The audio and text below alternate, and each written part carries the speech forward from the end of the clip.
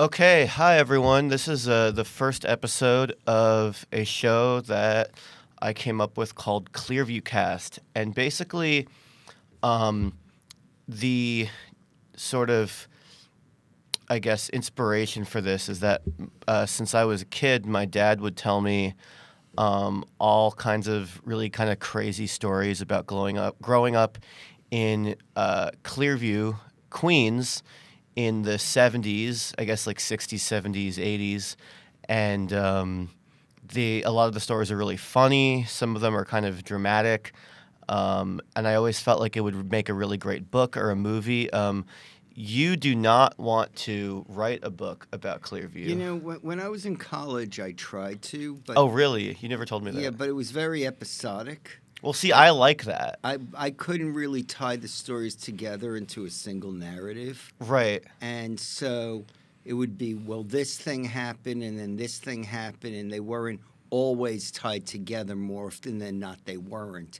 There was just a lot of incomprehensible behavior going on. Right, but see, I like that. I think I have a tendency to think in kind of a more nonlinear way than you do also. Yeah, Like you I think do. you are, you're a nonfiction writer and you Yeah. like things to be very factual and kind of follow a timeline. Yeah. Versus I, primarily dabble in fiction and sort of especially just film as a purely visual medium. Well, And yeah. so I don't really mind things being kind of all over the place. Like I always thought that your stories about Clearview would make kind of a good film, almost in the vein of A Christmas Story, where it's episodic. You know what I mean? It is A episodic, Christmas Story but doesn't really have...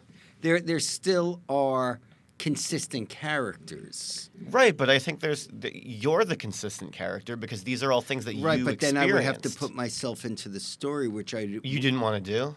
no, because I wasn't at the center of things. I was much more of an But observer. that's what I liked, is that you were an observer. I know, 'Cause I know. also but think the that observer that- still has to have a voice and be a character, and I'm not really ready to do that.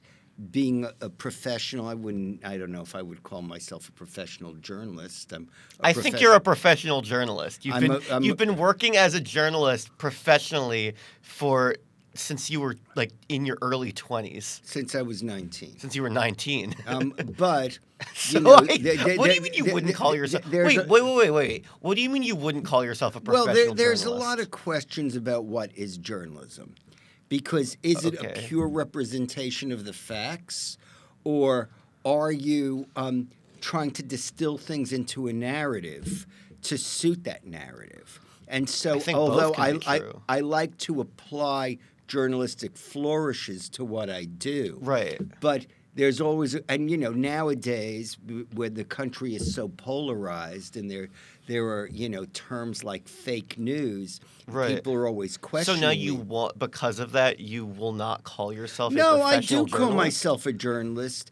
However, I am also very conscious of the fact that everything is filtered through the prism of the storyteller. Well, that's definitely true, but I think that part of journalism is storytelling. Of course, it is.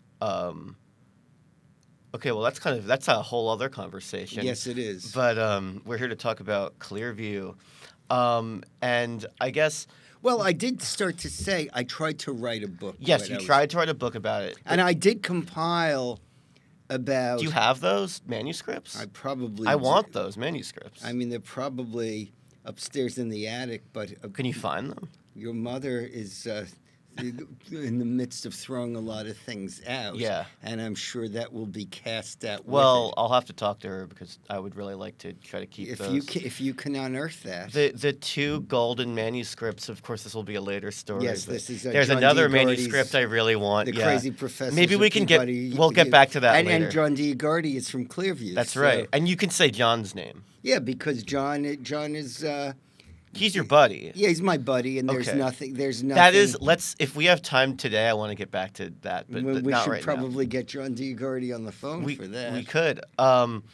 Okay, but anyway, explaining the premise, going all the way back, because my dad is a little resistant to telling the story himself, I figured I could kind of take the initiative to collect these stories from you and sort of get a kind of out of order oral history of your experiences Right. in Clearview. Yes. And And because there are- I find it incredibly interesting, and I want to have these stories not just the way I remember them, but the way that you told them preserved. But there was a lot of, and I still don't fully understand it.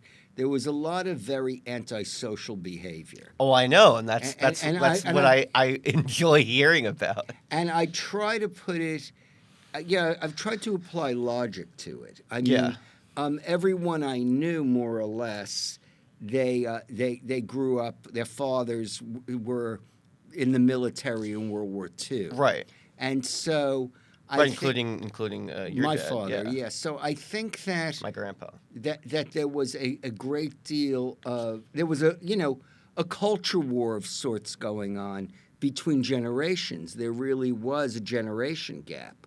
So, our parents were from a generation where they weren't smoking pot and doing drugs, as far as I know. They were up to deviant, degenerate behavior, of course, like everybody is in every generation. But I think then the kids grew up, we thought we were relatively privileged. It was a middle-class neighborhood. It was a blue-collar neighborhood.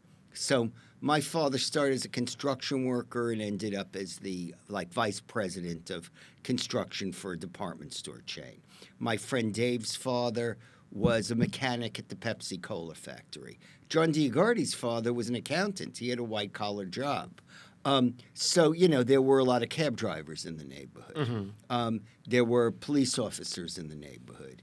And so, it was a middle-class neighborhood, but we weren't struggling to put food on our table, and there was just enough idle time.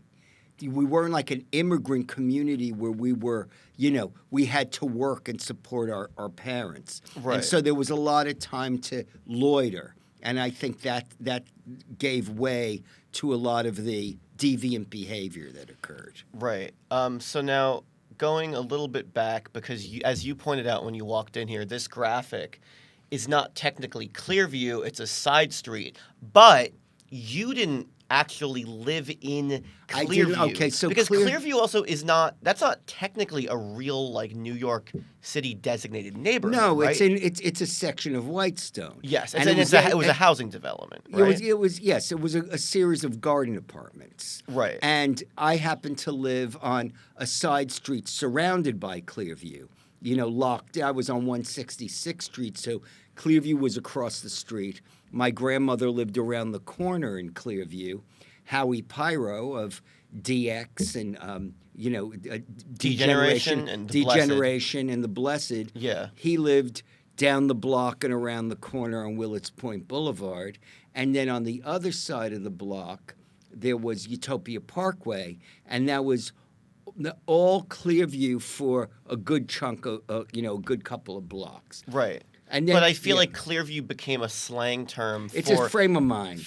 It's a frame of mind, right? No, the overall but it neighborhood. encompassed the neighborhood, even kind of around Clearview. Yes, it was. Just became described as Clearview. Exactly. Even if Right. you, for example, John Diagardi grew up in a private house. Right. Eric Nair, And so did you. Yeah, so did I. We Yeah. all grew up in private homes, but we grew up in private homes, we say in Clearview. Right, Because we exactly. were surrounded by Clearview. Exactly.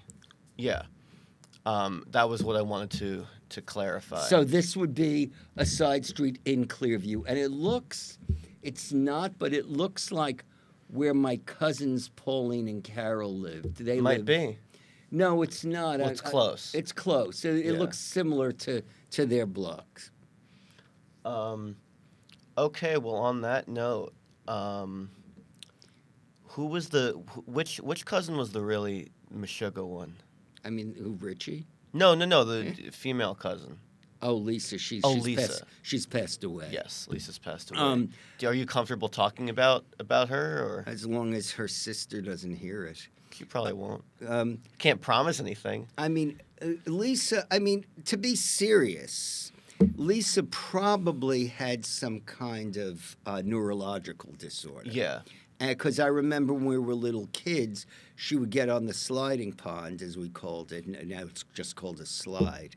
And I didn't know that's what you used to call it. and she would just fall off the side. Oh, interesting. So obviously she didn't have any sense of balance. And I Right. remember when we were at day camp, we went bowling and she bowled a 23.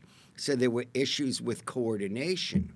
And but she was, she would have fits of violence. Right. But what she would do in second grade, she was completely undisciplined. So the teacher would say something she didn't like, and she would just stand up, walk out of the classroom, walk out the front door, and walk down Utopia Parkway with cars going all over the place and be like, fuck you, I'm not coming back. So, so that was, but, later on in life, I mean, when she was an adult, she was arrested twice the same day with... she and her husband, they struggled with substance abuse issues. I mean, I don't know if this stuff is funny.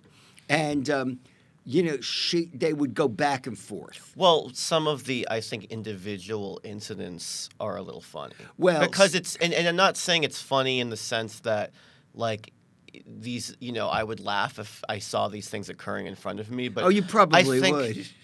That might be true. But I think, when you talk about history, I think in the grand scheme of things, some things are so messed up that they're they're funny. so bizarre. So she was taking these pills again. And her husband, who she'd met in rehab, in her zeal to rescue her, put hand cream in her vial of pills, which, infuriated her. So I believe she stabbed him with a penknife. I mean, it wasn't a serious stab wound. I always thought it was just a pen. No, it was a penknife. A penknife. Okay. But there was a pen. Another cousin stabbed her sister with a pen. Okay. A pencil. Oh, so this is okay. So you know what? I was conflating two different stories About your cousin stabbing people with writing utensils. Right. So what was the other cousin? What happened? Well, no, with let that? me finish this. Okay, story. all right. So she stabbed her husband with a, I believe it was a penknife, and then he slapped her, and they called the police on each other, and they were both arrested. And then I guess after a couple of hours, the police got bored with having them there. So they let her go. And, she probably had a desk appearance or something. She didn't kill him. I mean, he wasn't gravely wounded. He wasn't hospitalized, and nor was she. So she came home, and he was there. So they let him out first. So she went back to the police station, and she said to the police, "I'm going to burn this place down. I'm gonna burn your house down with your children there." And she was making terroristic threats, and she was arrested for the second time that day. There was an awareness that the Holocaust occurred.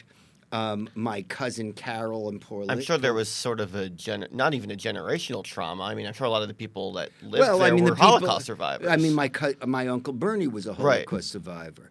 And these are his daughters that I'm about to talk about. Yes, let's hear about them. And, I remember, like, when I was in high school, my cousin Carol, I was pretty good friends with her, and I still would be if she was, around, if she was accessible. And something happened where some girl had an argument with me, and someone said to Carol, "You're just defending him because he's your cousin." She goes, "Yeah, I'm defending him because he's my cousin. Because you know what friends do? Friends turn you in. In other words, like from her father, she'd learned that when the Gestapo knocks on your door, your friends will turn you over to the authorities." Jesus Christ! So that's like, I feel like textbook definition generational trauma. Yeah, I would say so. Right. So her sister was big and tall, and was on the gymnastic team, and so she could beat boys up, she could beat girls up, so she would beat Carol up. And so Carol wanted to get revenge against her sister. So when her sister was sleeping, she stabbed her repeatedly with a pencil. Jesus Christ. And I think and then another time, she hit Pauline in the face with a can of peas. And she knocked her tooth out. She knocked. I think a lot of fucked up things tended to happen around me, yes. Yeah. But around and John Diagardi Well, no, said that's what I'm saying. He said we live vicariously through the people around us. You know, John Diagardi said, he never hit anybody with a baseball bat. He never shot heroin.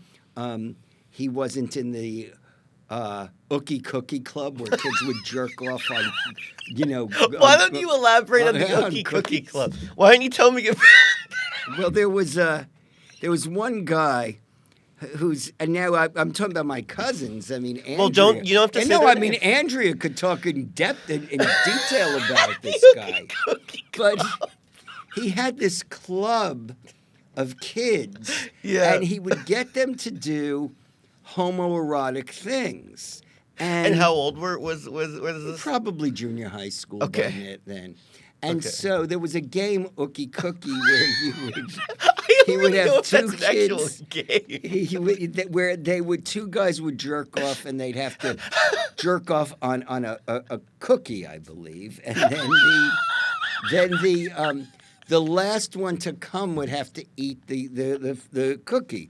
Now, when I was maybe in my late 20s, I went to London, and I told that story to some woman I met in a bar. Yeah. And she was a bit older than me, and she said that she worked at an ad agency, and that a guy came to the ad agency to work, a new employee, and they left a cookie on his desk and wrote him a note and said, "Since you're the last one to come, you have to eat it." So I guess, I guess there was actually a continental flavor to all of this, but I didn't realize that this was, institutionalized in the UK. No, it is definitely kind of I think it's sort of I don't know how else to describe it other than like an old gay meme of like Ookie Cookie. Like that is a thing. And look, this is not confined to my generation. No, but it is. I want to hear these stories, and I do think there are certain things that were happening around you. For instance, the Son of Sam murders. Yes, that I was confined to your generation. I was 18 years old. old. Well, that was pretty young. Yeah. At that point, were you still living with your parents? I was. That's what I'm saying. But like in terms of this club, they would also do this thing where they would tuck their penises between their thighs, and they would then take pictures of themselves from behind with their balls sticking out, and they called it balls and all. And then when I met your mother, I told her that story the night I met her, and she later you met my mom. You told her about balls. And she said later on, she said, like, wow, I thought this guy was so entertaining. He told all these stories, just the first night I met him. She goes, little did I realize I'd be hearing about balls and all for the next, 15 years. Oh, man. And also... Anything else they did before we move on? I want to know there was a whole group of them. No, I know. I'll tell you, there's another story where... So my friend Dave, my late friend Dave, had a sleepover with this group. And so John Diagardi and Dave, two of my good friends, they were on the periphery of that group. They weren't like having sleepovers with them. But they were, Dave did. But they were aware of everything because they were much closer to the people who were in the inner circle. And the leader said, okay, now I want everybody to jerk off. So he's like, and I mean you too, Dave. Like, you're a guest here. Were these people all the same age? Or all the same age, approximately. All, let's say, within 2 years of each other. Okay. So let's say the oldest kid maybe was in 8th or ninth grade. The Wow. youngest kid was in 6th or 7th grade. That's actually And makes it so, even crazier. so Dave was like, "Oh my God, I have to jerk off! Like I didn't know this was like part of the sleepover." He said, these guys were like furiously masturbating. And he didn't know what to do, so he spit into his hands and he Oh. put it on his stomach and went Right. underneath a cover. So Right. then the leader went around to see if Dave did it. So he put his hand under the blanket and he felt, the phlegm, and he went, "Okay, good, you did it." So he checked on it. And then the other thing the leader of this club did, he would make these filthy, obscene phone calls to my cousin Andrea's best friend, who was a very to this day, is a very straight-laced adult. Yeah. And was a very straight-laced kid, and she's a dentist, and she was in dental school, and this guy was still making obscene phone calls to her, from 4th grade, and he had her number because there were no cell phones then in dental school. Wherever she was going to Right. dental school, and he would call her up and say the same filthy things over and Wow. over again. So and at that point, was that guy older, same age? I mean, if you're in dental school, you're at least 25. No, but or the 20. guy making the phone calls. Yeah, they were the same age. That's what I'm saying is, so at that point, Yeah, it continued. There was something about his mind where he had to do really filthy things. Yes, and then I'm sure, I've run into him as an adult. I mean, it was, we laughed, but we didn't talk about that kind of stuff. Right. But So he's still alive. yes, he's still alive, and he married. He actually married one of the prettiest girls in the neighborhood. Wow. And he has Look at that. look at that. So- Incels, take note. Yeah, that's right. So, maybe there's a lesson to acting on your impulses and not being inhibited. Maybe. So that's that. Um, But yes, he had this need to do that, and now I'm remembering. Now I was in my mid-20s, Yeah. and we were in a bar, and it was myself and John Diagardi and a couple of the other guys in that group, and this guy. This is again before cell phones, so people carried photos in their wallets. And he said to this female who he was trying to flirt with, "Do you want to see a picture of my girlfriend?" And he pulled out a picture of a little dog with an erection. So I guess that continued into adulthood. and did the girl like that? I think she thought it was funny. Oh, okay. Yeah. Was it She just- wasn't offended. Interesting. Okay, so she wasn't offended. No. I mean, he was trying to outrage her, and he got the response he wanted. But I don't think she went home with him that night. But she didn't say. She didn't have to be. She wasn't rushed into counseling either. Right. So talking about nudity, there is a particular story that's one of my favorites of yours about a guy that he really wanted to get with this girl. He definitely Yes, had okay. some issues. He's passed away. Okay. So let me see. I could I'll use his first name because Okay. he's passed away and his brother's passed away. Okay. This was also one of the prettiest girls in the neighborhood. Okay. And she's Different prettiest girl or the same prettiest girl that married the Ookie Cookie guy? No. This was Another very pretty girl. Yes, in the neighborhood. Yeah. Who was also a really nice girl, and still is a nice person from what I understand. But he decided. Now we were, at this point, we were probably about 18 or so. Right. Okay. I'm guessing. And this was the result of him doing a lot of acid and becoming very detached from what was going on in the world. And, he was like a guy who girls liked him. He was a, relatively popular guy. He was fun. And he could still be funny after this incident. But he decided he wanted to have sex with this girl, and so he went over her apartment. Everyone's still living with their parents, and he took all his clothes off and was demanding that she had sex with him. But he was walking around and smoking a cigarette and spitting on the floor. And he wasn't acting seductive or even lecherous like a rapist would. He was Right. acting kind of matter of fact, like he was in the schoolyard, Right. smoking and spitting, but he's naked. And he's inside. And he's in her apartment, Right. yeah. And, I think he's flicking ashes on the floor. And then she calls one neighbor over, and he, says, Ernie, put your clothes on. And he's like, no, I'm not doing it. And then another neighbor comes in, and he, these are all people our age. Right.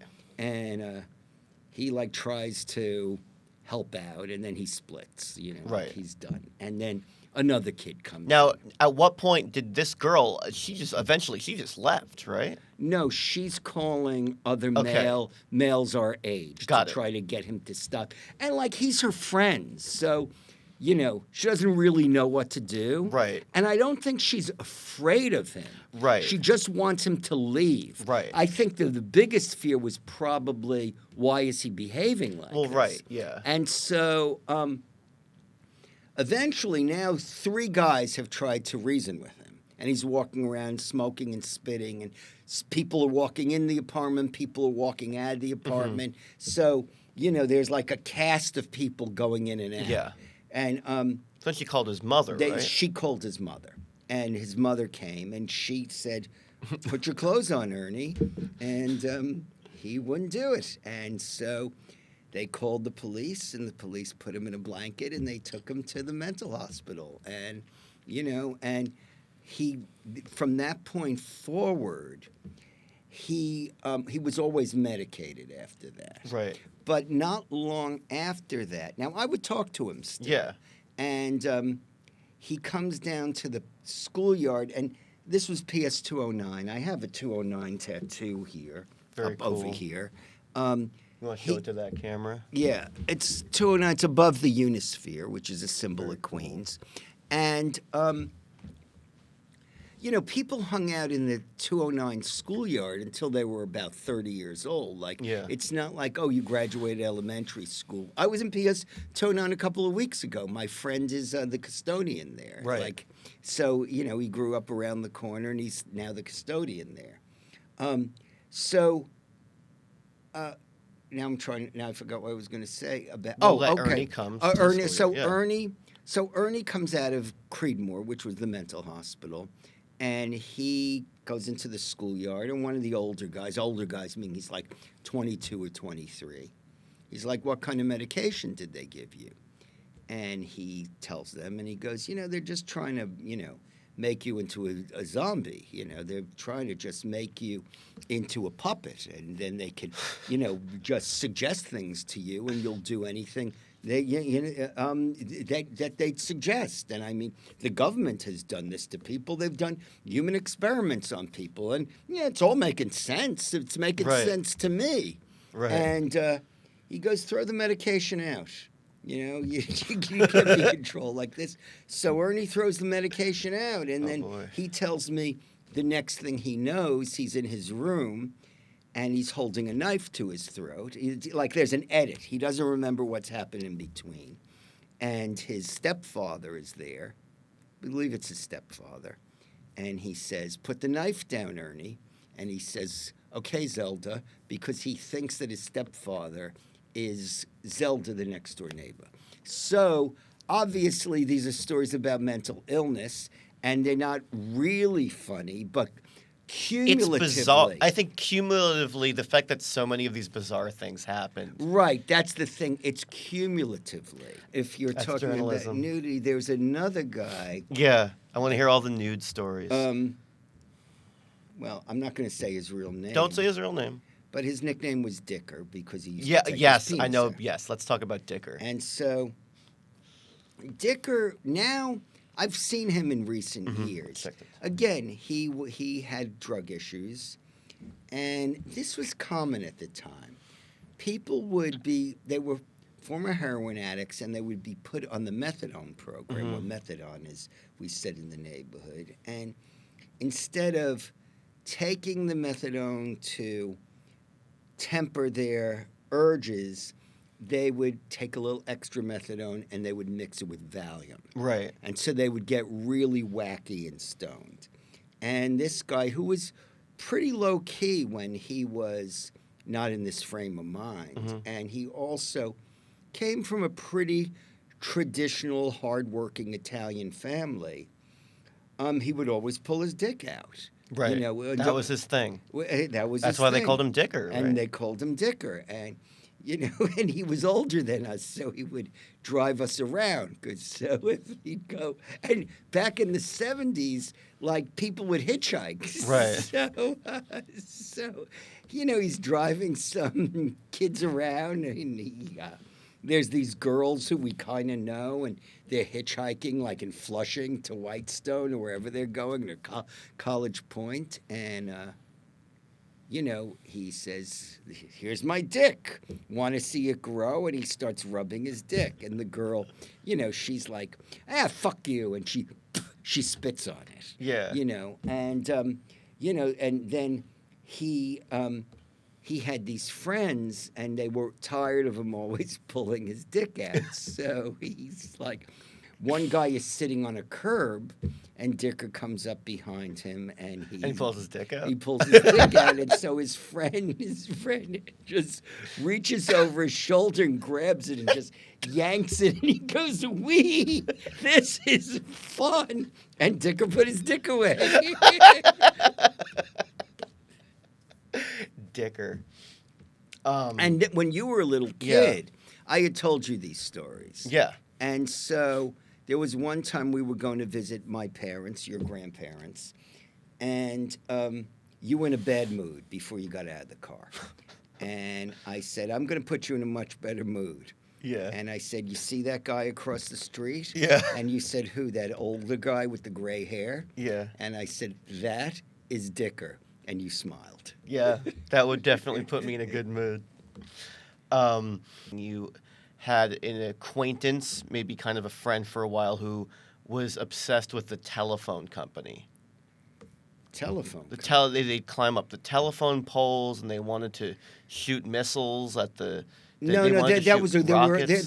were a group of those guys, but one guy was really into. That was junior high school. Yeah, he was really into. I think his brother and sister were in it, and he had a brother that would do it with him, and he had a group of friends, and he went to a different high school. But they would climb telephone poles, and they would steal telephone equipment. Right. And they would rig up different things that I didn't even understand with the telephones. Right. And there were also, like, codes you could record, and it was like early, like, digital codes. Well, I think I know what you mean. If you played those into a receiver, you could get free calls and stuff. Yes, right? and we would call Taiwan. We would call all over the world sometimes. Right, with these codes. Yeah, and I remember, so Fort Totten, which is a U.S. military base that I could be wrong. I don't know if it dates back to the Revolutionary War or the Civil War. It was in Queens, and then there's Little Neck Bay, and on the other side is the Bronx, and you're at Fort Schuyler, where my cousin Andrea's son actually studied meteorology later on. And so there was a Navy, I think it might have been a merchant marine ship at Fort Schuyler. And this kid, we lived near the water. So the kid who was into the telephones, him and this group of kids, they had a plan that they were going to buy these Roman candles and go out on the water and fire missiles on the ship. It never happened, right? But the concept of doing it. Now, were these the same kids who? Well, why don't you tell me? Not to jump around, but this is kind of relevant. Why don't you tell me about the hitters? Well, there were two groups. I mean, this is not confined. I know, but tell me about the hitters because people watching aren't going to all know about what the hitters so there were. There were two factions, and this is common in any neighborhood. You hear about like kids who grow up in in the suburbs, and there's the goths and the jocks. Right, but this is before that, and I don't think a lot of people my age don't know what hitters No, are. but like if you talk to someone like Handsome Dick Manitoba from the Dictators, But he we're would not know. talking to Handsome Dick right now. Right. So you know what I mean? So so there were two groups. There were the hippies, and they weren't necessarily hippies. This would be early 70s. They just happened to have long hair. But they would act pretty thuggish, too. There were some guys in the group that were who were called hippies who were a little older, and they tried to practice a peace and love philosophy to a degree. Maybe they were around in the 60s. They were older. They were older, But then yeah. by the time I came around, the guys in my immediate age bracket were just guys who had longer hair. Right. But they acted like hoodlums also. Right. And then Maybe they should have been called the Mansons. The Mans, yeah. Well, there's Frankie Manson, but that's another story. That's another story. And then there But were, explain the hitters. Then the hitters were guys who dressed in 1950s style clothes to a degree.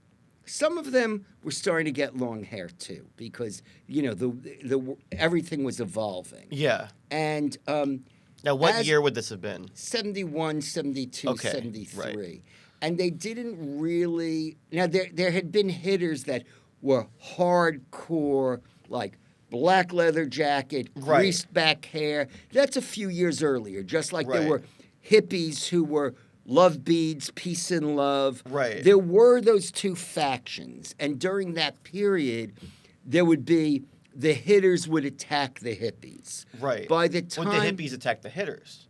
By the time I came around, sometimes the so-called hippies Right. would attack the hitters. So and when and the hitters were much more 1950s oriented, and as a rule, they didn't smoke pot; they drank.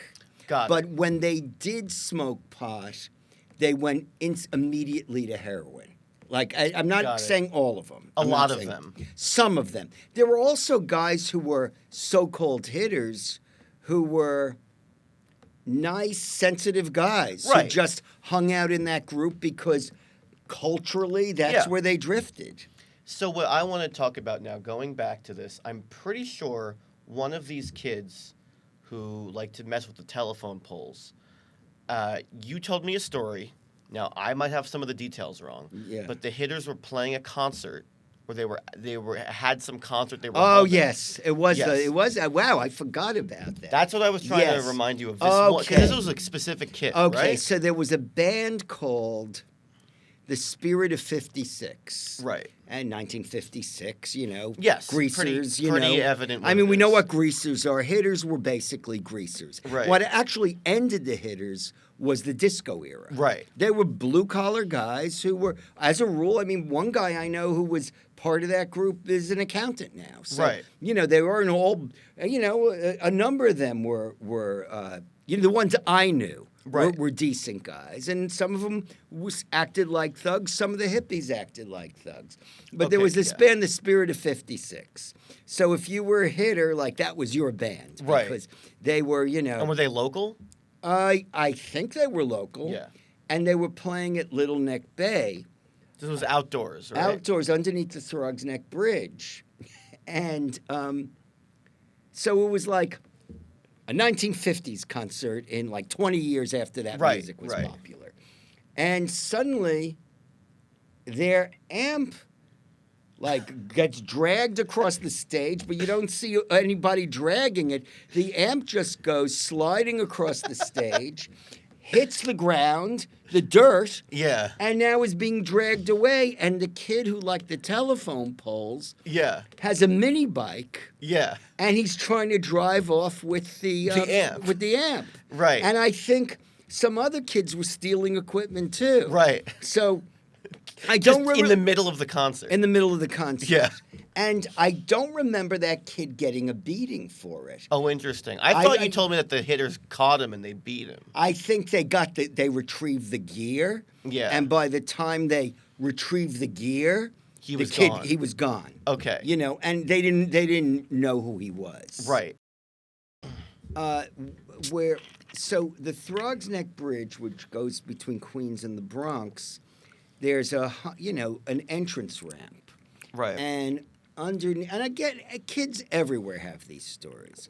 Underneath the entrance ramp, there's a roadway, and then there's like a, piece of metal, and there's like a lip on there that, Right. The bottom side of the girder. Right. And, we were little, so we could, fit in there. Right. And usually we wouldn't go that far. Yeah, that's fine. I was going to ask you about the story, so I'm glad we caught to it anyway. But these two guys who were my friends... How old would they have been?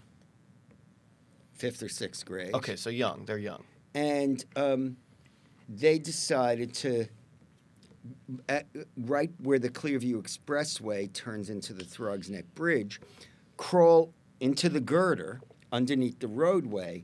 And their idea was to crawl to the Bronx, over, the bay. I think it's Little Neck Bay. Over the Throgs Neck Bridge, and they would crawl to the Bronx.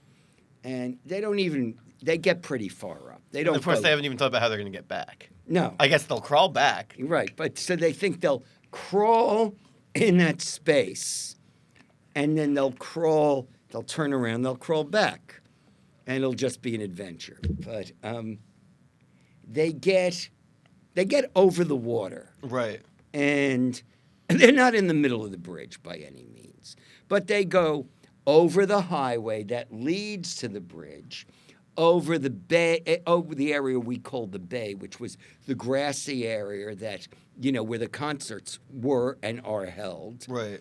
And then they're over water now.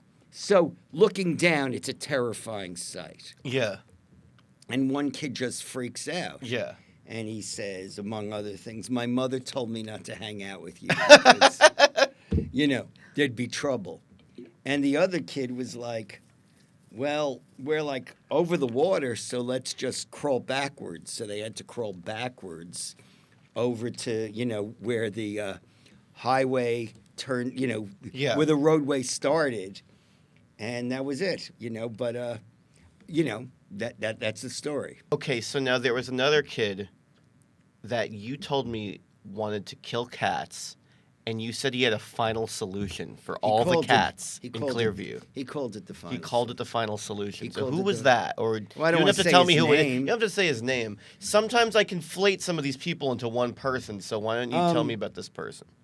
I guess his mother had fed a cat. Okay. And so now cats kept coming around his house. Right. So he decided he hated cats. He hated cats, and he decided he was going to kill all the cats in Clearview. Yeah. And he called it the final solution. And what was his plan? Well, his plan, he took one cat down to the bay underneath the Throgs Neck Bridge and drowned the cat. But he had a plan for all of them. Well, he was going to poison the cats. all of them. That's what he said. There was something a little more sinister going on, which is that one of the teachers at your school, I believe, ended up becoming very notable later. Arnold Friedman. Arnold Friedman. That was in high school. That was, at your high school. That was the documentary capturing the Friedmans. Yes. That was, that wasn't happening. Where? So what high school did you go to? Bayside High Bayside. School. That wasn't happening as far as I know with kids I knew. I did take his class. He was a good teacher. And he... So you kind of knew Arnie Friedman. He was a good guy, I thought. Right. But, now that I, cover true crime, there were things he would do, like one guy who ended up being the executive producer. Well, he ended up having a good job in television later on. He was teaching a television. He had a television studio that the kids built at Bayside High School. Right. So, he was motivated. Now I understand. He was motivated to be around kids. Right. But the kids he allegedly molested, when I watched the documentary, and I think a lot of it, look, he definitely molested kids, but I think a lot of it was made up and it was mass hysteria. He lived on Long Island, and the parents went nuts. I think the prosecution went nuts with some of their imaginings, but they were younger. They were younger, and he taught early when people didn't have computers at their disposal, he taught a computer class at his home. But he clearly was motivated to be around kids because he was always doing things at the school, and people, I think he won some award because this was like when the city was bankrupt in the 1970s. Right. He built a television studio. I think he had businesses contribute, to wiring and equipment. Right. So he seemed like a sterling citizen. Right. But that, I don't. The only funny part about that. There was Dave's idea. Dave's idea. By now, So now let's talk about. Let's first off say who Dave was. Dave was my best friend who died when he was 40. Yeah. And Dave. He was a very eccentric guy. Very put it mildly. eccentric guy, and and he loved to make phony phone calls. That was Yes. Which again, And he just liked practical jokes, I think, in general. practical jokes. Yes, practical jokes. And he had a very odd sense of humor. Yes, and the phony phone calls were great. And But so what was his idea with his Friedman? idea. Well, by then I was actually a published author. Right. Because I was a published author, I think by the time I was 24. Yeah. So his idea Well, because your first book was the Menudo book, It right? was. Yeah. The Unauthorized Inside Story of Menudo. That's right. And so his idea was, he said, this is our chance to get revenge on every kid who was mean to us in high school. And he said, so just make things up and say that each of these kids was involved in a sexual relationship with Arnold Friedman. And so let's make up a random name, okay? Yeah. Let's say, let's make up a name.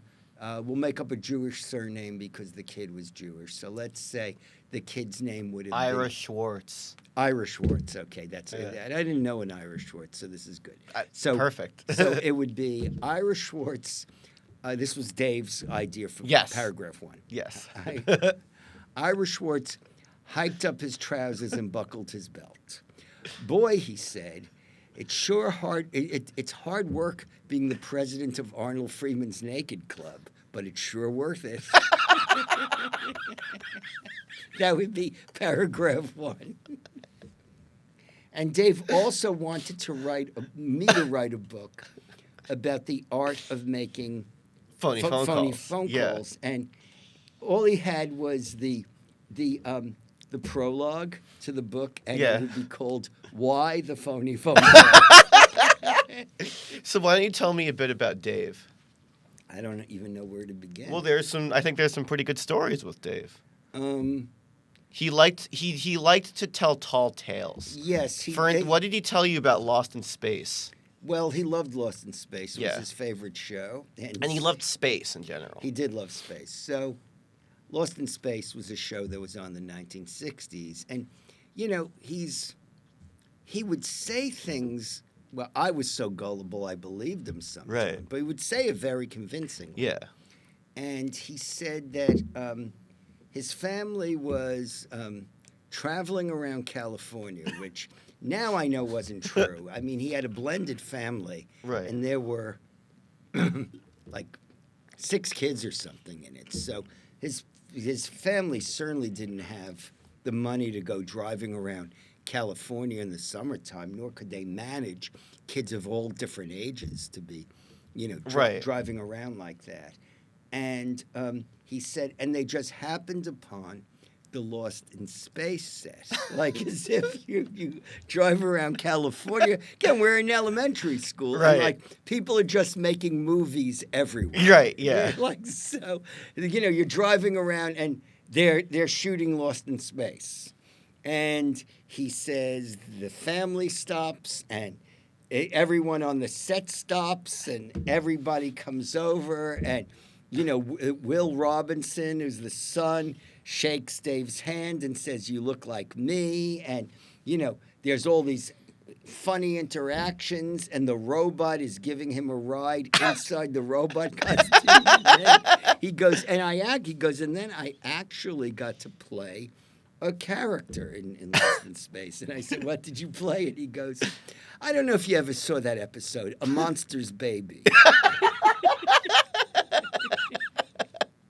Can you tell me about the Jinx, the kid who was a Jinx? He And what sucks is that we don't have to use his real name. No, I'm not going to use it. But we can, but... And I don't even know. It sucks because his name was sort of almost a pun that was very ironic. But we won't say his name. But we won't say his name. He's also a lawyer, and he would sue us. Got it.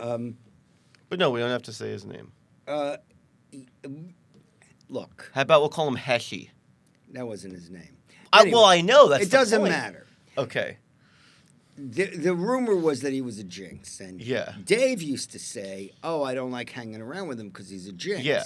And bad things happen when we're with him. Oh, you know why that happened? Because he was there and he's a jinx. Right. And I'm like, oh, you know what? Someday we have bad luck, like everyone has bad luck. And then, you know, Dave and I are standing on a corner, and that kid like steps out of his apartment, and he goes over to the corner, and two cars crash into each other. And Dave goes, as you were talking about it? Yeah, and Dave goes, see? And then you said you were at a party. Oh, right? That's a great. Yeah. So this was in Clearview in the apartments. Itself. Yes. Okay, so that's a good story. So this kid who we called the Jinx, it was an interesting situation. This was also true with Dave. Well, Dave had a wonderful stepmother. She's still alive, fortunately. But he had lost his biological mother as a kid. And the kid who Dave called the Jinx had lost his father, I believe. Yeah, and which we don't have to get into why he lost his father. No, that was really I sad. would never tell that. No, that's story. really sad. And we were all originally from the Bronx. We were all born in the Bronx, and we all moved to Queens at a certain age. And then there was a kid upstairs who had lost his mother recently. Yeah. So look, now that I'm speaking about it, it's like generational trauma, like the kid right, but this talking has about the nothing to do final with solution. that. I mean, obviously that's a symptom of the stuff he heard at home. Right. And you know, like here are these kids who've each lost a parent when they're very young. Yeah. And so they're acting out. I mean, but this kid wasn't acting out. No, he wasn't acting. Because tell me about what happened at the party. So he has a party, and in Clearview, so there's garden apartments.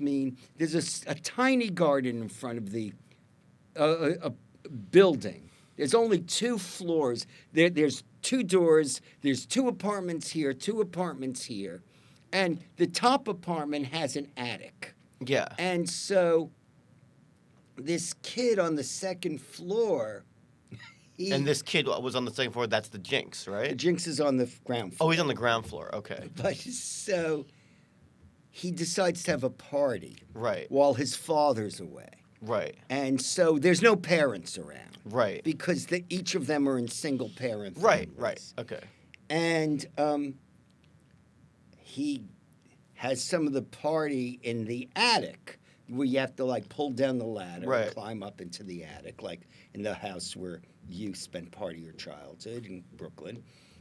And I remember he cuts out like pictures from Playboy, hangs it up in the attic, like to, create a naughty vibe to the whole thing.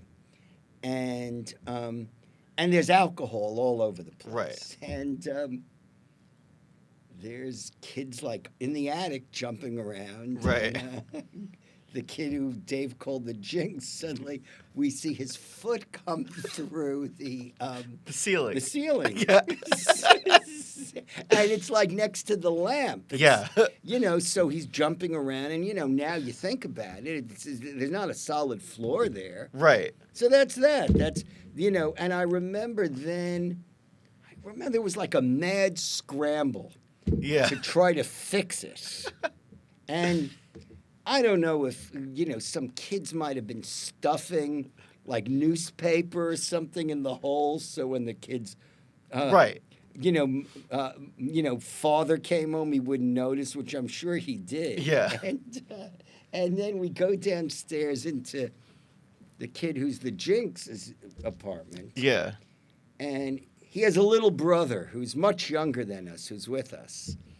And we're talking about, oh, that was a bad night. Yeah. And, the little brother's sitting there, and somebody pours him like a big glass of bourbon and says, here, you're like only 11 years old, and that was a lot for you to see, so, why don't you drink this, and, you'll feel a lot better. Crazy. Well, tell me what your father said about the Jinx. I don't remember. I remember him saying something along the lines of, if he were walking under the empire. No, that wasn't my father. Okay, so see, that was said by another relative about one of my cousin Howie's friends. Okay. That if a safe fell off the Empire State Building, it would fall on that kid. Okay. Well, it's a good. Yeah. Even though it's a little inaccurate, I Yeah. feel like if I were to make a film of that, I could composite those two things together. Also, when you think about it, like, the only place you'd see that would be in a cartoon. Yeah. Like, who would be, like, pulling on a pulley, pulling up a safe onto the to very top of the Empire State Building? Let's talk a little bit about maybe your parents. No. You don't want to talk about your parents? I don't see why I should. You don't want to talk about the railing? What railing? Abe's arm on the railing? What, that he had a high... I mean, I don't even know if it's true. Well, I like the story. Well, so he would lose his temper a lot. Yes. So that's my father. So my mother claimed that he got so upset that his face was always red, that his face turned all red, and she said he grabbed onto the railing and he couldn't let go of it. I don't know what overcame him, but it was almost like steam was coming out of him, and he was melded to the railing. Now, again, that's my mother's version of the story. Right. Well, you maybe tell me about the windows? Well, that was my fault. That's what I'm saying, is that you did. Well, that was Lisa, my cousin. I know, we're going all the way back. So I'm maybe in probably fourth grade. Yeah. So Lisa's in second grade. And my father is downstairs in the basement fixing, sawing wood. Like, Yeah. he has a what they call a horse. Yeah. You put a piece of wood over it, and he's sawing wood by hand. So he's fixing something. I think I actually remember that horse. Yeah, he had it downstairs his whole life. I remember seeing that, yeah. And he might have even, in your lifetime, been still sawing wood like that. I think I remember. Because he could fix things. He worked construction. He knew how to fix things, which later turned into a calamity because he'd installed a lot of things without permits. But I don't want to get into that. That's fine. We don't have to get into that. But I say to my cousin, who I know is crazy and will do anything destructive, and I said, hey, kick in all the windows of my basement. So, my father's down there sawing wood, and suddenly, I'm saying, I'm an observer. I wasn't a participant. I definitely instigated this. Yeah. He sees this little foot come through the window, crash, and then she kicks the other window. She kicks out 4 windows, and he freaks out. And I remember thinking, in being a 4th grader, what's he getting so mad about? It's just a joke. and I think to myself, imagine it's whatever year it is. If I'm in 4th grade, it's 1968. Right. Because the Mets won the World Series in 69. I was already in 5th grade. Say it's 68. Right. And, maybe it's early 69. Who knows? There's no Home Depot. There's no Lowe's. Yeah. There's no hardware store open on the weekends. It's Sunday. And it's a weekend. Okay. It's a weekend in the summertime. Nothing's open. Right. And suddenly all the glass comes just flying in through the window. And And now you're in the basement. You know, you're sawing wood. You're in the middle of a project. Now there's broken glass all over the place.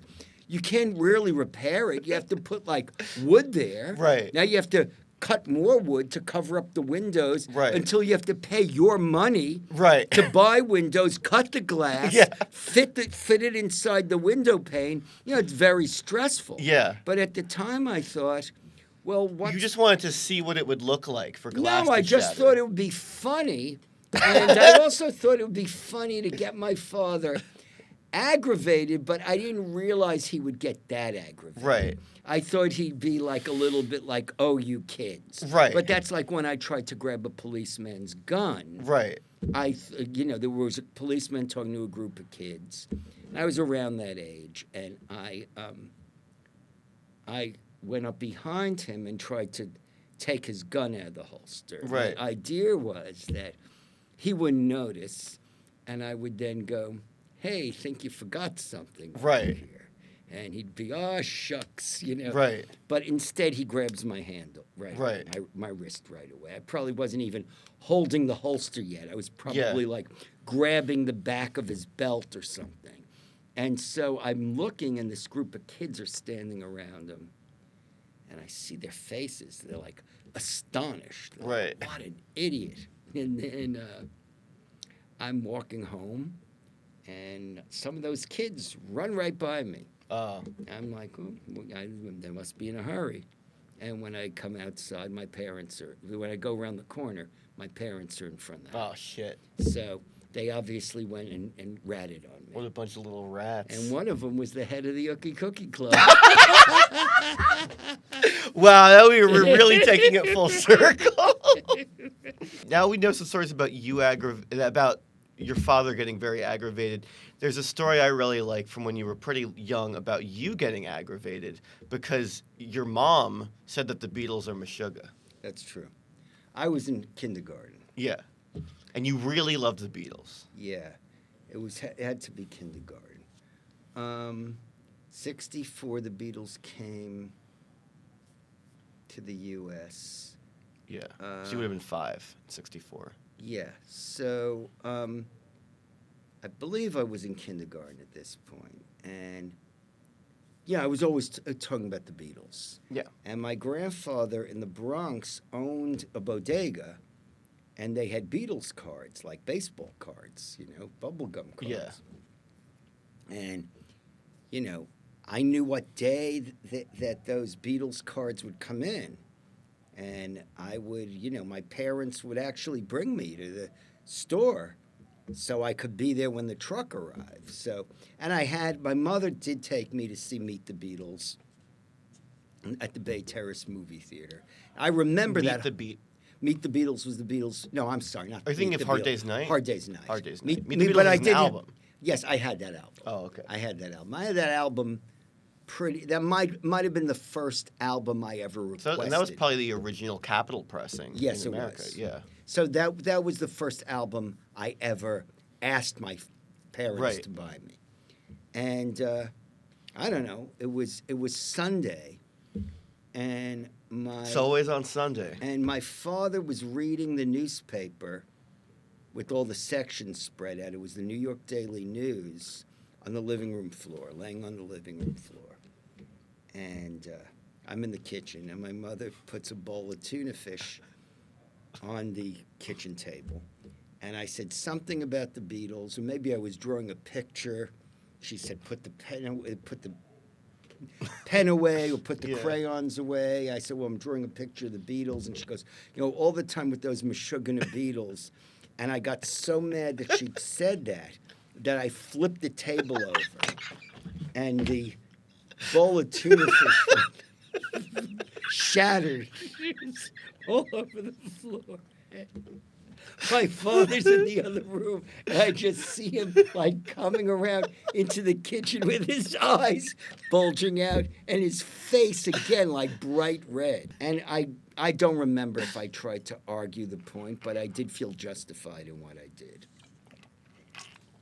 You stood up for the the Fab Beatles. Four. The Fab Four, that's right. Okay, so I want to hear a little bit about Hebrew school. I'm not talking about. You won't talk about anything that happened in Hebrew No, school? I hated Hebrew school. I'm not talking. I don't even tell people I went to Hebrew school. Well, what I want to talk about, it's okay. It's not actually something that happened in the Hebrew school. There was a story. Was you the told car? me- The car. Okay, all right, I'll say that. Yes. And then I don't want to really. Okay, then you don't have to talk about Hebrew school. It was traumatic going to Hebrew Okay. school. This involved Dave. Yeah. So we were in Hebrew school, and Hebrew school, for those who don't know, was, I imagine people still force their kids to do this. Well, yeah, of course. It was after this public school day was over, they would force us to go to Hebrew school to prepare us for our bar mitzvahs, but it was so chaotic and disorganized. Like, I don't remember anybody learning a word of Hebrew. Right. I could pronounce certain letters. Other kids couldn't pronounce any. Because, school was our school day. Right. So I didn't consider these people my teachers. Right. I was just forced to be So this there. was on Friday or this was No, Saturday? no. This was Monday, Tuesday, Wednesday, and Thursday. Oh, wow. So this was after school that you had to go to Hebrew Yeah. school. Dave would do this thing in Hebrew school Yeah. where there were doors with glass panels in them. Yeah. So older kids would walk by and make faces in the window. Right. And then everyone in the class would scream and point, and the rabbi would fly out of the classroom and chase them. Right. And, the kids would sometimes just either run back to their classroom or they'd run to the bathroom. I don't remember them ever really catching a kid. The other thing is kids would go out to use the bathroom and they would go around the back of the Hebrew school because it was in a synagogue and Right. we were in the basement. And then they would scream in another voice fuck you, fuck you. So Dave pointed at the glass panel. Right. And screamed and laughed like there was someone in the window, which Dave used to do all the time Right. to get the rabbi to run out of the room, Right. even when there was nobody there. But I guess the rabbi was looking and realized that there wasn't anybody there. And Right. Dave was just being disruptive. And so he was grabbing Dave and dragging him to the Hebrew school principal's office Right. when there was this massive explosion. And across the street, there was a beauty parlor, and someone had lost control of their car and driven the car Directly into the beauty parlor, yeah. parlor through the window. And I remember Dave and the rabbi came running back together. Yeah. And they were describing Yeah. what they'd witnessed, in tandem, Yeah. as partners. And then I remember I said the first thing I thought. I said to the rabbi, well, I hope somebody got killed.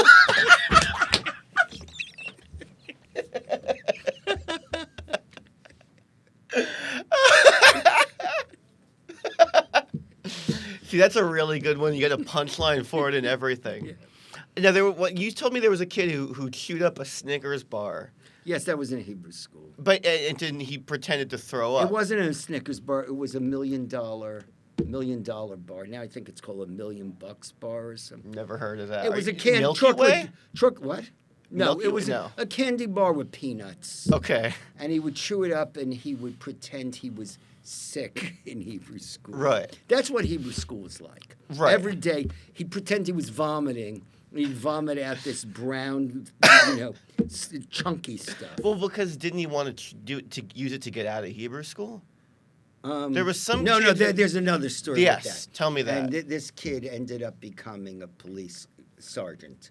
Okay. And his father was a police lieutenant, and his father was a tough guy. Right. And so was this guy later on when he went on the job.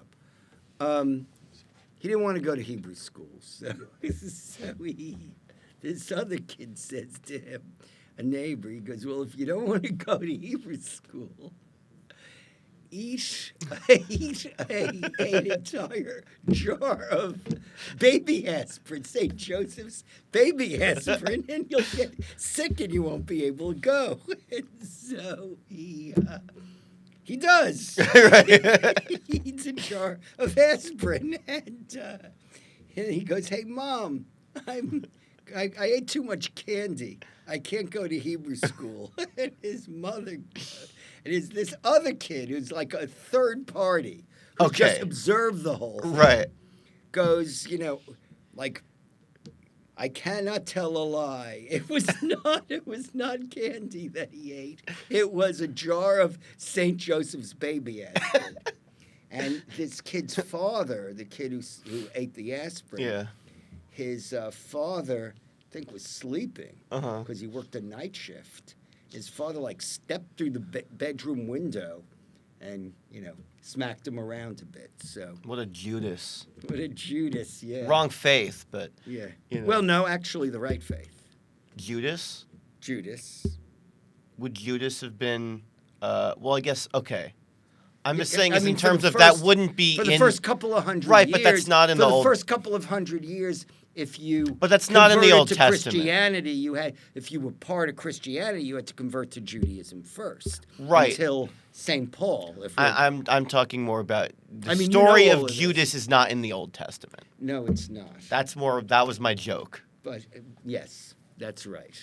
That's right. Um, The story of Judas is a good story too. Now you Little told me Judas. you wanted to write a story. I wanted to make a movie, cartoon called Little young Judas. But I thought it would be funny to have young Judas because wasn't your thought that he would be blaming Jesus for everything? Yeah, yes. But I thought it would be funny that it's like the story of Jesus and Judas as kids, except it takes place in Clearview in the 1970s. So tell me about your idea for Little Judas. Is that it? Or would I that kid haven't would thought would about he it. do that? Would he tell on Jesus for eating a whole bottle of baby I don't aspirin so think he didn't Jesus have would to eat go a to whole Hebrew bottle. school? Would Jesus eat a whole bottle of baby aspirins? I mean, if you read the New Testament, Jesus Well, would what if Judas? sit with the What scholars if Judas and- told him to because he told him that it was for some noble purpose, I think. that and then he Jesus- told on his to I his think parents? Jesus is a little too smart for that. Here's a story. There was a kid who he went on kind of a joyride. Yes, yes, that's another story. Yeah. Yeah, that's the kid who burned down McDonald's. Too. So let's hear about no, both. I don't. You can't talk about the kid who burned down Yeah, McDonald's without saying his name. Yeah, don't say his name. Because the case has never been solved. Okay, well, don't say his name. At this point, come on. It's probably been 50 years. Yeah, I don't think anyone cares. I actually. And he was a minor. Come on, no one cares. Anyway, he took his mother's car. And Okay. He went on a So this is pre McDonald's, right? McDonald's, and he went on a joyride, and he was waving out the window. He couldn't really drive, and he drove into this busybody's car, Yeah. and he instead of going into reverse, he really didn't know how to drive, so he just left his mother's car there Right. and started running away. And the woman came onto her stoop, and she looked, and she saw him running away, and she said, "I know that boy. It's so-and-so." Yeah. And he stopped, and he said, "No, it's not, you bitch." Okay, so there's that story. Now tell me the McDonald's story. So and by now he's probably about 19, I'm guessing. Okay. And he's in McDonald's, maybe he's 18. He's driving age. He's in McDonald's like all day smoking cigarettes and nursing a coffee. And I always forget that like back then like it was just taken for granted you could smoke cigarettes in McDonald's. Yes. And the franchisee, the guy who owns the franchise, I mean, he's not, he gets a little tired of it since the kid is in there every day doing nothing but being a nuisance. Yeah. And so he tells him to get out. He's like, "You've been here like all afternoon, smoking cigarettes, cursing, and you bought one coffee." He says something along like, "You're going to regret this." This guy hears this all day, so he Right. doesn't take it that seriously. That night, the kid comes back with his sister, and He walks, imagine now, like with cameras everywhere. Well, yeah, you'd never be able to get away with this now. He walks over to the gas station, which is, a block away. And he has a gas can, and he says, I want high-octane gasoline. So Yeah. What do you want? If your car broke down, he goes, my car broke down. Want high-octane? Right, I guess he's 19. It's plausible. 19. He goes, I want high-octane. He goes, what do you want? High-octane gasoline. He goes, I want my car to go really fast. He probably thought the fire would be grander. Yeah. And then him. Is that true? If it's high octane? I don't know anything about gasoline. I don't know. And they walk back, and him and his sister, they smash the windows, and they spread the gasoline around the McDonald's, and I think he lights a newspaper and throws it through the window, and then nothing happens for a few seconds. Right. And everyone's like, the thing probably went out. Right. And then suddenly, like, boom. So, I mean, there's well over a dozen witnesses. Right. So were there other kids? Yeah, I mean, it was like. But were there no adults that saw it? No adults. No adults. It was just kids that happened to see what happened. If they were adults, they were very immature adults who hung around with kids and acted like right. kids. If you consider an 18-year-old an adult, yeah, there were adults. No, No. there weren't proper adults. There and weren't the type parents. of people who would tell. No. That's maybe what I meant. So the next day, there's fire inspectors around, there's police around. Yeah.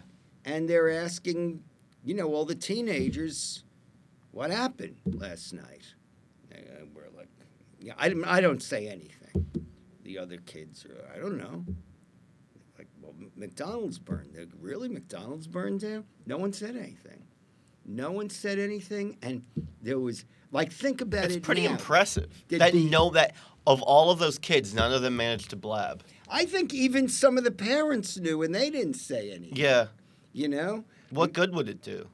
It's not going to bring McDonald's back. No, I mean, first of all, there was probably a very healthy insurance policy. They rebuilt it. It was really nice. Is there still that same McDonald's? Is it the one that I think of? It's that same location. It was so nice. That I probably went to that one as a kid, the rebuilt McDonald's. Not only that, it was so nice that my new romantic interest, Cindy, who's about 20 years younger than me, had her birthday party there when they rebuilt it. When she was a kid. Yeah. No, last year. Yeah. When she turned 47. Yeah. But yeah, so the kid got away scot-free. Yeah. Yeah. Right away. And then, so now we fast forward to, let's say, 2021. Mm-hmm. And my parents are ailing, and I'm going out to their place in Queens quite a bit. And the bartender from the bar across the street who grew up with us goes across the street to McDonald's one day, and he sees the face of the manager, the owner, and he's like, this is the same face that I've seen, from the guy back in the 70s. So he says, you have to, whatever the guy's name was, you have to be Johnny's kid. I mean, you look exactly like him. Yeah. He goes, yeah, and it's interesting. There's 11 kids in the family, and I'm child number 9. I was the only one who was interested in this. And, the bartender's like, wow, I remember this McDonald's when it opened. I remember when they were building it. I remember before the McDonald's, there was a place called Milkmaid, which was like a hamburger stand. And the second generation owner goes, do you remember the fire? And suddenly the bartender feels this panic. He's like, I know nothing about that. And he runs away. Was the manager related to the... It was his son. It was the son of the guy. The guy who burned the McDonald's? No. Oh. It's the son of the owner. Oh. It's second generation. Oh, They're running the business. It's I thought you meant that the son of the guy who burned the McDonald's down went on to... Because that would be a great story. That would be... No, I don't know where that guy is. Right. I'm sure I could find him if I looked hard enough. Because I know where his brother is. So now, okay. What do you think... What is the craziest thing in Clearview that you witnessed? I Was don't it know. that, or I guess you didn't see it happen? I didn't see it. I didn't witness it. I don't No. remember. It's so all these stories bleed together. Okay. Yeah. I was trying to see if maybe there was one that really stuck No, out I in your would have. I mind. probably would have brought that up. Okay. I mean, they're all warped in their own way. And again, Right. every kid experiences this to a certain extent. Yeah, I think that you perhaps experienced a higher volume of these things happening. Or maybe my antenna. The fact that we've been doing this now for over an hour and we're still not done. well, You know what I mean? Usually everyone has one or two of these. I You have mean- a lot more. Now, it's interesting, when I was a few years ago at NBC, where I work again. I worked, I left, I'm back. There was an editor there who was also about 20 years younger than me. He grew up in Clearview. And, I was telling him some of these stories. And he says, I say, oh, well, you're so much younger than me. That's why you don't have any of these stories yourself. And he goes, if I was your age, I wouldn't have any of these stories. I wasn't drawn to that. Right. That's what I'm saying is that I think there was a certain... You were a little bit, I think, always drawn to the seedier and look, side I'm a of reporter. life. I'm a reporter. That's what I'm saying. I've is written that- books about do you wrestling. I think- work as a true crime So producer. do you think that your background maybe informed how you've, approached your career Yes. as a journalist? Yes. And actually, you could maybe, it would be interesting to, talk about how you got started in journalism. Writing porn. Yeah. Yeah, I mean, look, no one in my family had ever had anything published. Right. There was a lot of boasting about things that weren't true, not from my father. My father was an honest guy in that, but there were relatives who would tell stories Yeah. that, who you've met, Yeah. and they would claim to have done these spectacular things, but whether it was musical things or whether they were plays that they had written, or one guy claimed to be a cartoonist for a large publication.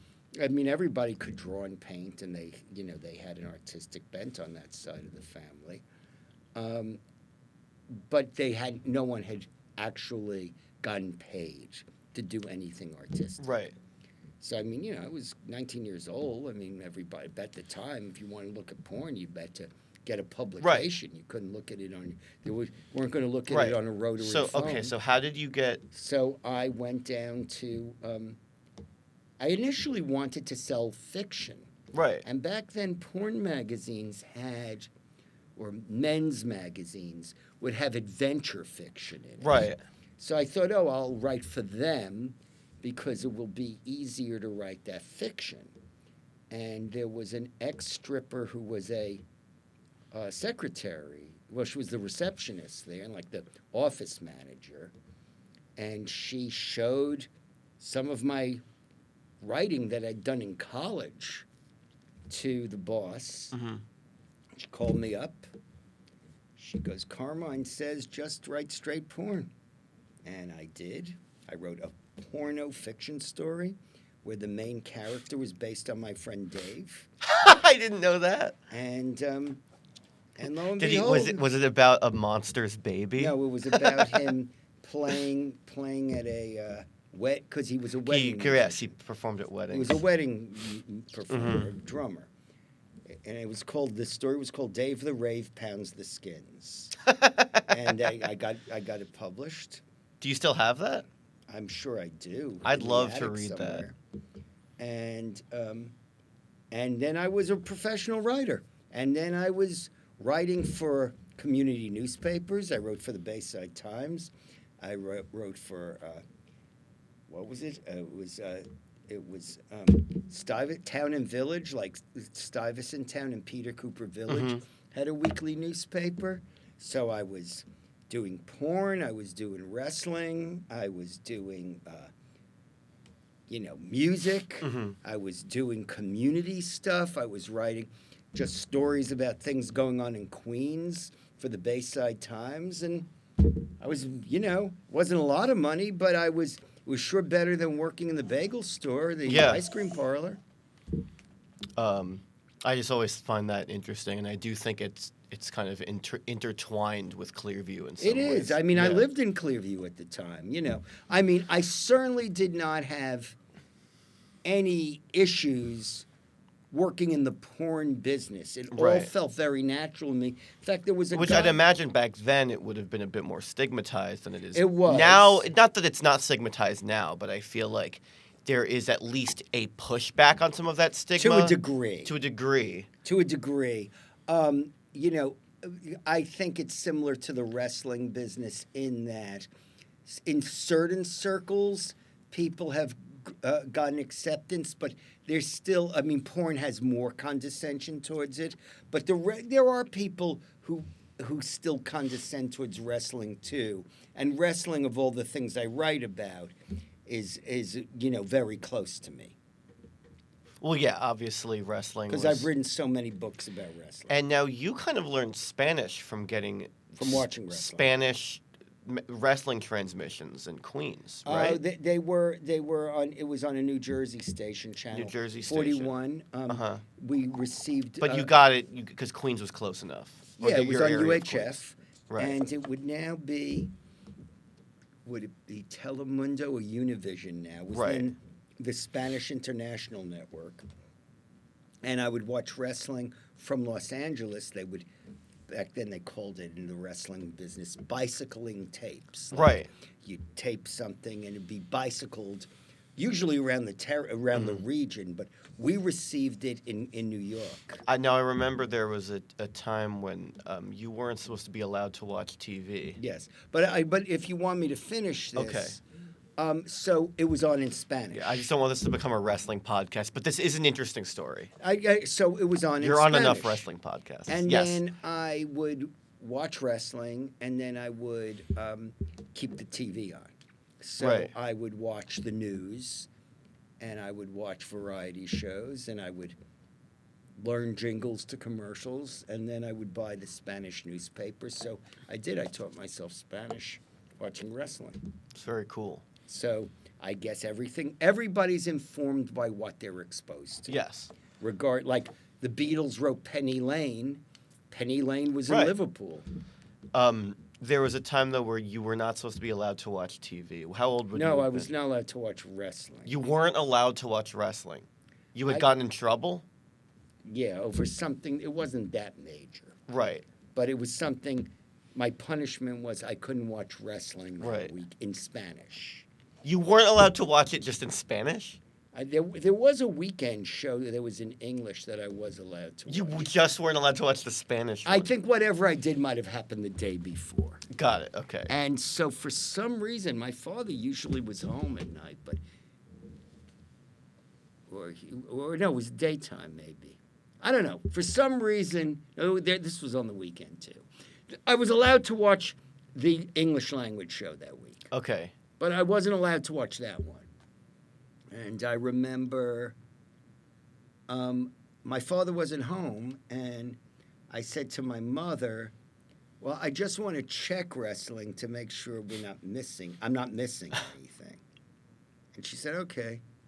And then she liked wrestling too. Right.